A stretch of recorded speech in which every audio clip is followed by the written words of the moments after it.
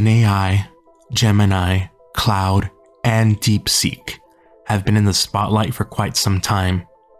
Many casual users enjoy it and rely on it heavily. Businesses have started replacing their employees with it, but interestingly enough, their products have become worse as a result. This would be surprising to many, but it would not surprise the creative geniuses of the past I bring up today. This show from the 1960s titled The Monkees predicted the AI tech bubble. For those unfamiliar, The Monkees was an anthology series on NBC. It was basically a successor of The Twilight Zone and a predecessor of Black Mirror in its format of self-contained episodes with a critique on contemporary culture. The episode in question I bring up today is titled Monkeys vs. Machine. The episode begins with one of our main leads needing rent money, a common predicament in our society. He does what any young man would do. He picks up a newspaper and goes in person to shake someone's hand and ask for a job. But instead of a real person interviewer, he meets a machine that some tech bro said was an impressive, intelligent machine. The machine does not understand the interviewee, gets things wrong, and rejects the first roommate that applies. I'm sorry you're rejected. Why do I have to talk to a machine? Why couldn't I talk to a human being? A machine avoids the human error. Peter complains and his friend Torque explains what happened. Torque decides to use the machine's tactics against it. The machine is not programmed to take in its own output, thus breaks. And it hallucinates based on no data the conclusion that Torque has a 198 IQ. The tech bro sees the machine in its broken state and assumes Torque is simply, well, him, so to speak, and thus gives him the job. Torque is led to the current president of the company, the founder's son, who has no idea how his business operates and is thus easily swayed by someone who portrays himself to be competent. The boss does not concern himself with any decision making and leaves the tech bro to run his business into the ground. I'll be happy to consider your application. No, JB, I think he should start immediately.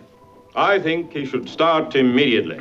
The tech bro is a pseudo-manager that criticizes his boss for having no leadership and ambition, only to trust machines to do all the thinking for him and take the credit for what the machines do.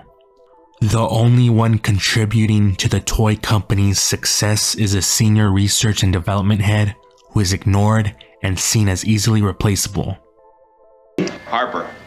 Used to design all our toys. Totally useless. I'd fire him like that, but JB promised him his job for life. What are you gonna do? Wow, you're all heart. Which I assume means his severance would cost more than keeping him employed. The tech bro is insistent on making the company's output 100% automated and rejects any man-made ideas. The senior developer goes over to Torque and gives him a dire warning. You give your whole life for a company, and then they just toss you aside. Look, I'm sorry. Racked with empathy, Torque devises a plan to help the senior developer keep his job. He recruits his friends to sabotage the toy demonstration. The friends disguised as children easily show all the flaws of the toys. Some explode easily, have components that kids shouldn't use without supervision.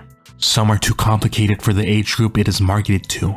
To summarize this segment, the tech bro sees the consumers as a nuisance, demanding they pay attention to subpar toys, and is frustrated when the kids get easily distracted with inventions from yesterday, and not the ones of the future that are supposedly educational. The tech bro catches on to Torque's plan to show how incompetent he is and desperately tries to avoid his way of thinking being challenged or proven false. He successfully gets them all fired. But this series displays one of its more subversive endings where they are actually able to get the senior developer's job back. They do this by having an entrepreneurial mindset, by storming in, calling out the tech bro, and displaying competence to an easily swayed boss. I think they may have something there. I say they don't. And I say they may have something there. Your throw.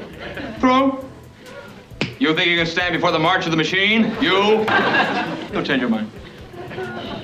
No, I won't. Humbug.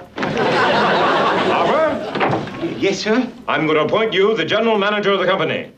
So the next time a tech bro tells you they have a revolutionary idea, go back and watch one of these shows from the past, and they will already have predicted that they're stupid.